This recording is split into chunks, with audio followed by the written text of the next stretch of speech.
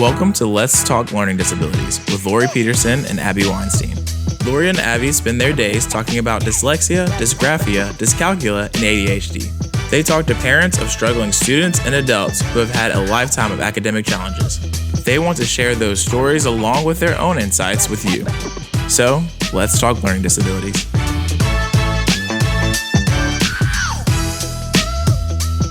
Hey everybody, this is Laurie. And this is Abby. Welcome to Let's Talk Learning Disabilities. We are bringing you another episode in our 12-part series called Turning Struggles into Triumphs, Parenting Through Learning Challenges. So sit back, relax, and enjoy today's interview. Have a great day. Okay, Jennifer, thank you so much for joining us today. We appreciate you taking the time out of your busy schedule to talk with us. I guess let's just start with, tell us a little bit about you. And I know you've got some kids that have been diagnosed with learning disabilities, and then you also went through some testing. So tell us a little bit about your kids and kind of their diagnoses and sort of what led up to your eventual assessment and diagnosis. Yes, absolutely. So my name is Jennifer, and I'm 45 now, and I do have 4 beautiful children who have struggled from everything from ADD, ADHD, dyslexia, auditory processing, and then myself being diagnosed with ADHD and now auditory processing after my initial diagnosis last summer. I now wear hearing aids. So just over the years, my kids struggling in school and trying to get to the root of the issues, and not so much a label, but getting a diagnosis so that we can find a way for them to cope and for them to figure out strategy. And then over the years, once that settled down, I began to be able to look at myself and go, hey, there could be a puzzle piece here, which most people on the outside would be like, oh, that's a no-brainer. But when you're in it and going through it, you don't think about it. You think about more of your kids and going through daily life. And now when you can actually sit down yourself and peel the onion, so to speak, and be able to find out what's going on in your own brain, it helps you understand yourself, but it also helps you understand your children. For sure. So since your assessment, so you came to us last summer, almost a year and change ago, for that exact reason, like, okay, I think now that I've got my kids kind of settled, I think maybe some of this is me too. Were you surprised by the results? Did it make sense to you? It made so much sense to me. And again, another puzzle piece of, okay, I have this, which was the ADHD, and then going on to figure out the auditory processing part. And that was more of just knowing I've had trouble hearing. And I thought, well, maybe it's my age. So a lot of people out there are like, oh, I'm just losing my hearing. Well, when you get tested for auditory processing, and most people know this, that when your children go to school, they test you for your hearing. It's usually something they do at the beginning of the year. And I mean, I graduated in 1997, but I can remember as far back as kindergarten of the nurse coming in and pulling you and testing you and saying your hearing's fine. The thing with auditory processing is they go a little bit deeper and do almost exactly what your organization does for testing, but it also goes in with audiology, and mine was auditory processing with a reverse slope, so I could not hear low frequencies.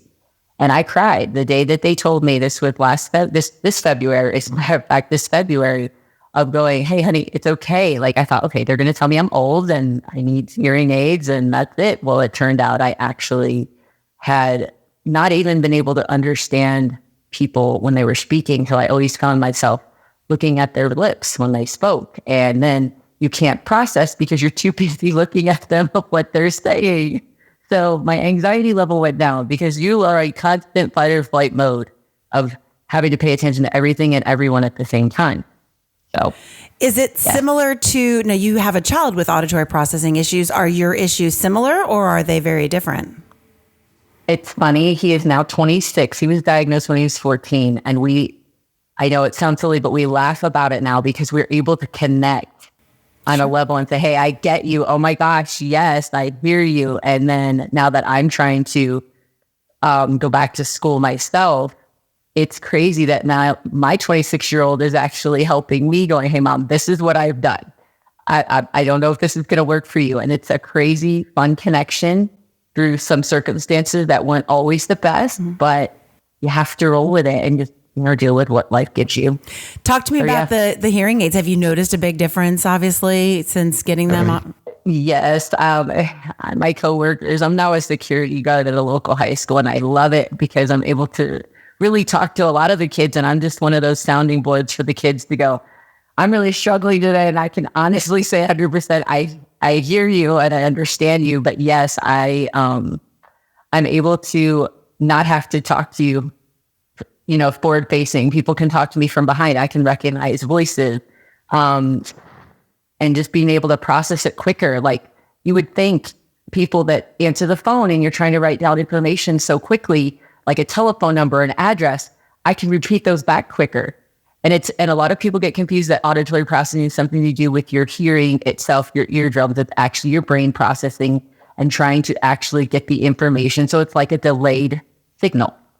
And so, yeah, my anxiety level's gone down. I'm able to be more productive at work, which has helped with my ADHD. So there's puzzle pieces that are connected. So, yeah. And did you ever treat the ADHD? Did you pursue medication or? Oh, 100%. So I had been diagnosed medically, going to the doctor, going through my childhood and going through therapy and all this stuff. I had been on medication for about 5 years, but I just kind of wanted a more deeper diagnosis of, okay, is it ADHD with dyslexia? And it turns out I do have a little bit of it, but it's not enough to be diagnosed. But it's just something that I know I have to work with.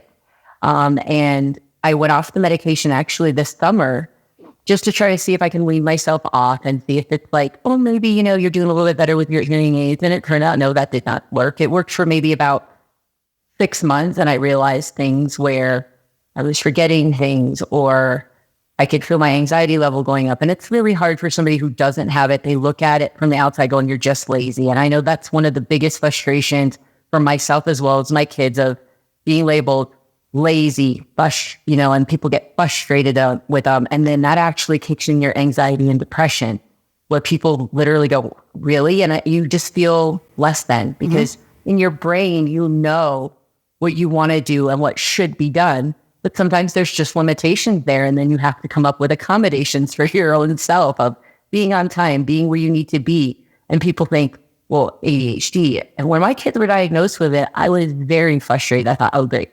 This is just a medical diagnosis for my kids to say they're lazy. And for me to understand them, and really, this is truly a struggle for people. And like I said, people that don't have it, it's really hard to understand and to be understanding, and also give more patience to yourself. You have to give yourself patience and actually learn to laugh.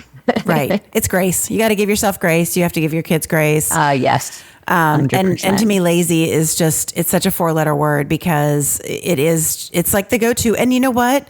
I mean, as a parent with ADHD, of kids that have ADHD, yeah, sometimes that's the first word. They look lazy, but deep down, I know they're not lazy. They just don't know how. Yep. And then when you add in, like, one of them was going to be diagnosed, my youngest one, she's so sweet. She's 14 now, but she was diagnosed in kindergarten. She's the one who struggles the least with it, because they caught her early. Yep. They were able to get her dyslexia, and that's all she had was just the dyslexia. But it goes into more than that, which is why I want to get into the mental health and go to school for this. So she turned out she has OCD, and it's like, I just want to please you. I want to go to the teacher and say, look, I want to do this for you, but I'm struggling. And one of the biggest things I could tell people is I've lost count of how many times my coworkers or parents would come to me and go, Jen, my kid is struggling so bad, and I feel like the teacher's frustrated. Of course she is. I get frustrated as a parent, and teachers are teachers, and yes, they have degrees, but they're also human beings. And the best way that I've described to my children and advice I give to my friends is, I need your kids to be able to advocate for themselves and say, listen, I know you must be so frustrated with me right now, and I know this must be really hard for you to teach me, but is there any way you can teach me in another way? Because when we have learning disabilities, the teachers or whoever's trying to teach you, they're just like, follow this direction and follow what this says. Well, if you have procedural dyslexia or dyslexia or ADHD, whatever you have, that method is not working. And we have to come up with teaching somebody 5, 2, 3, 4 different ways of how to learn. And that's where the creativity comes in. Yeah. And it's being able as a teacher to go, I don't understand either how to teach you. Let me get you somebody else. And all you're doing as a teacher saying, I'm going to get you somebody that's going to come beside you. Doesn't mean that teacher's less than. No, and it's worked. No, I agree. And that self-advocacy is so important. And I feel like that is something that so many of the kids that we work with really struggle with. They're embarrassed to ask, right? They feel like 2 that will and 2 that won't. Yeah. But it's like once they do it and they realize A, how easy it is, and B, the benefits that come from advocating for yourself, that you do end up really getting what you need, it flips a switch a little bit, They start to think, okay, this was easy. I can do this. It does. And it's amazing how I have the privilege of working at the same school when my children go, and the teachers come up to me all the time and they tell me that, hey, I too struggle with dyslexia. And they say it's a joy to work with my kids and the other kids that actually advocate, because they truly see who they truly are. And they're able to go, oh, wow, this kid is just full of knowledge, but it's in there, and they want to help them pull it out. And they want to help them succeed. So I've seen my youngest daughter flourish, going from a quiet little girl to a wrestler and a softball player at 83 pounds and 14 years old. She feels like she can conquer the world. That's and awesome. It makes me cry because it's a journey for them. Mm-hmm. So yeah, they've gone from, and how are we going to help our children? Because the other aspect of a child who suffers from all these learning disabilities affects their grades. And then in most states, if your child is not performing properly and they don't get the proper grades, those children are benched. They cannot perform. They are not given special, accommodations in that area. They're given accommodations in academics, but not in sports, and not through the rules of what is made for these children. And that also affects their self-esteem. Yeah, absolutely. And I really do feel like, it's hard to say a blanket statement that all kids with learning disabilities, none of them should ever be, failing a class. I mean, obviously, if they're not doing the work, or if they're choosing not to turn stuff in, there are instances where that's appropriate consequences. But for somebody who's really trying, but just doesn't understand, or needs it taught a different way, or needs that's a different situation. And that's where those extracurricular things are so important to boost their self-confidence. And by taking that stuff away, it's like taking away recess for a second grader, right? Like, that's the worst thing you can do. I see that a lot at the high school with these children, and it affects their mental health. They feel less than, and to watch them flourish in the classroom, and they just quite don't make the mark, but seeing how well they perform in sport. I know my youngest son, he is the one who has the most severe dyslexia. He's going to be going off to college next year. He's 17, and he has severe dyslexia where he reads at maybe a 5th grade level, but he's overcoming it. And yes, he has to try twice as harder. And is he tired at the end of the day? Absolutely. He's not your typical teenager that's going to stay out all night. He actually knows his limitations now. I have to rest because my brain has to work twice as harder. And that's just something he knows going into college. He's got to compensate for that as well. Absolutely. And the great part about it is that those accommodations are available to him all the way. They are. And the things I am finding with my children, now that my 2 middle ones, my daughter went off to college last year, she still struggles in school and actually is failing. And it's one of those stories where you would hope for success, but sometimes what happens is the accommodations when you do go off to college are harder. You actually have to be more of a voice for yourself to say, hey, I really need help, because unfortunately in 2 or 3 of the colleges that we're looking into, or even that my daughter's in right now, yes, they can give you those, but it's up to the teacher. The teacher actually isn't always going to accommodate. And I know that sounds so hard for people under the IDEA Act and everything, but it's college. It's not a institution like school of K through 12. Yep. And so this is where I'm having to teach my children, look, I know you have the IEP. I know that you have these accommodations, but I need you to kick it in level 10.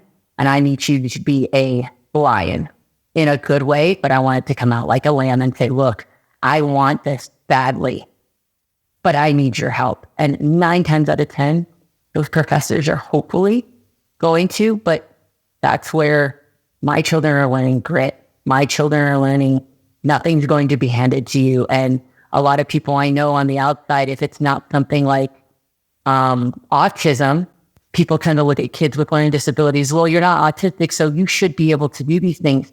That's the hard thing when you do have a learning disability, is it's not something you could physically see. Right. Sometimes it comes off as social awkwardness when that person is not socially awkward. They're just trying to process what's being said. And I'm actually able to help these kids at the high school when they're talking, going, what's wrong with this kid? And I'm like, guys, you know what? I can relate. And it's giving the other kids and peers around them knowledge of, hey, they're not ignoring you. They actually are a great friend. And I've actually helped friendships because my own oldest, who's now 26, their friends would come to me all the time. He just checked out. No, he's trying to process 15 other conversations in the room. And he really wants to focus on yours. And it's just bringing an awareness to it, and not a way of, oh, woe is me, but really just educating people and being matter of fact. No, absolutely. So, yeah. I totally agree. What advice would you give to a parent who's back at the beginning stages, either seeing their child struggle or, experiencing their own struggles? My husband being a military man, he was deployed for about, I would say, 15 years of our 20-year marriage. So I know I'm talking to some of my single moms out there, parents, or ones that feel like you're doing it alone, because sometimes I've seen where the spouses just don't really know how can I help you? Sometimes you do feel alone. And to those people, I'm just going to tell you, write everything down. Write down what your kid is struggling with. Your kids are your biggest advocate for your children. And that's something I did not have. I knew when I was probably in 5th and 6th grade, I was struggling, but my mom only finished 2nd grade and my dad had autism himself. So he didn't know how to advocate for me. So that is why people will look at me and say, well, you know what you're doing. Well, I didn't. In the beginning, I want to say to the parents, just keep some of their work that they're doing. Really validate your child and sit down. What are you struggling with, honey? What is it? Is it physical? Is it emotional? Because that's one thing I didn't do when I didn't validate my kid. I was like, all right, fine, you're just struggling. When deep down I knew, and as a mother and a nurturer, my kid's struggling, but it was just so overwhelming. So just advocate. Now, the thing I would tell the parents is sometimes the school can help you, but they're not legally bound to say, oh, you need to get your kid some help. They can't do that. They could say, we're going to give your kid extra help. So sometimes it leaves the parents or the caregiver to say, okay, what are my other avenues? Well, sometimes the school can't always give you an avenue per se outside, which almost 100% of the time is the key. So seeking out child psychologists, Googling and doing the research online of what, like your company does, of just a diagnostics. Hey, this is my kids. Let me give you the rundown of what's going on. Seeking those. And I know it is expensive. I have been very blessed that my husband had the insurance, but even though we had the insurance companies won't cover diagnostics for learning. They will cover the emotional part that stems from it, like the anxiety and the depression. So being able to find a corporation or a company that will work with you and do payments, don't let that be something that is going to keep you from getting your kids diagnosed, because we're not talking about, okay, let me just get them through school. A lot of times I am seeing a lot of children that will be pushed through the school system because the schools don't know what to do. Be that advocate for your child. Do what you can to validate them. And even though the school may not always bend and you may not always get the answers, make sure you let your child know, I love you and I hear you and I see you. Because that's something I didn't do with my 2 olders. And I'm working for you because my 2 older ones, I always tell people my 2 older ones got the less healed version of mom, of knowing really what to do.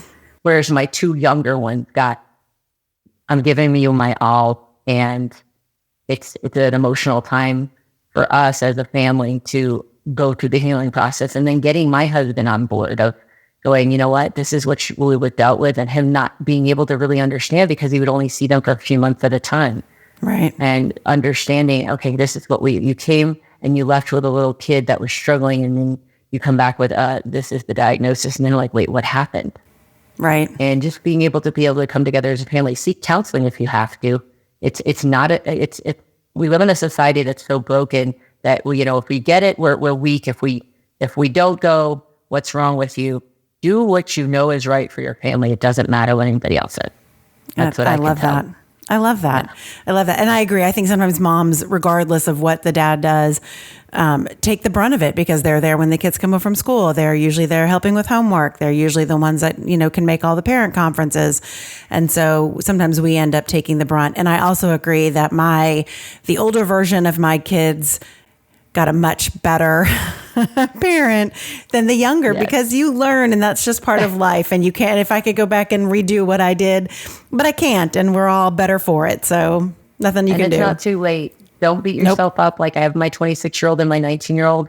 I have to be what we call intentional talk. And I am intentional with going, hey, I'd really like to meet today. And this is my intention with you. what is something that in your childhood that you felt I didn't listen to? And that was so hard at first for me to hear. And I would cry. Yeah. Like, I wanted to be that perfect mom for them. And now I realize that, okay, you know what? Oh, that must have sucked, buddy. I'm sorry. Is there anything I can do to make it better? And, my oldest son would say, it's okay. And I'm like, no, it's not okay. Because if it's affecting you to this day, it's not okay. And I need you to hold me accountable. So all the way around, being one with learning disabilities and children with learning disabilities, it's about being transparent. I agree. You have to be. I agree. And that actually breaks you free of your anxiety and depression when you're linked to your own learning disability. I totally agree. That is such good advice. I love that. You really, so what are you studying and what are you wanting to study in school specifically? Well, and this is where I'm struggling now, is trying to go to the schools and see what they can do for me. Like saying, I would love to do psychology. I love it. And I want to do psychology and counseling for adolescents and military families, and just really figuring out how we can validate some of these concerns that these people have, and just being able to talk to them one-on-one in a real conversation. So going to school and getting a psychology degree, even just an associate's right now, would be something huge, because that would make me the first person in my family to go to college. Because looking down the line at my father and my mother, they both struggled with these things. And everybody's like, did they get diagnosed?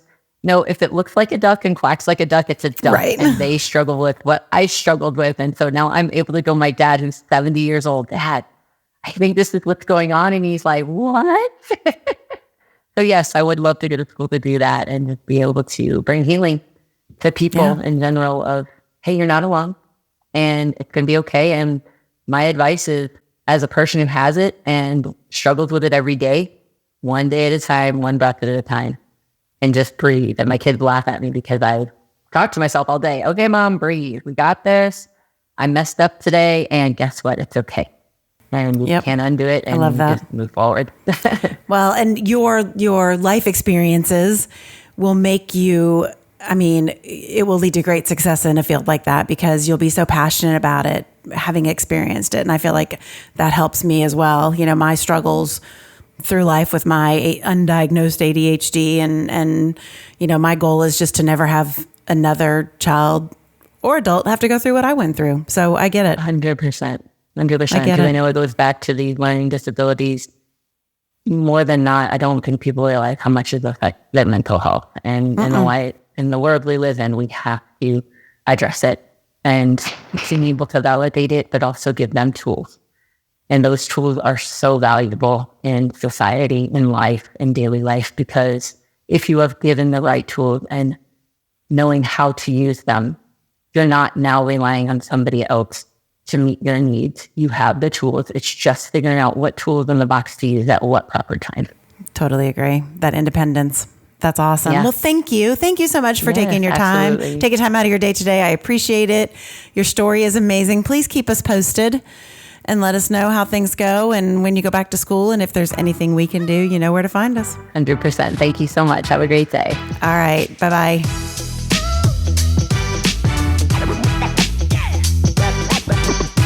Thank you so much for joining us today. In our show notes, you can find information about today's talk, as well as links to resources and other episodes. If you have questions about today's talk, have ideas for future episodes, or just want to stay connected, you can contact us through Diagnostic Learning Services on Facebook, Twitter, LinkedIn, and Instagram. So, let's keep talking learning disabilities. This podcast is sponsored by eDiagnostic Learning. You can find more information at www.ediagnosticlearning.com.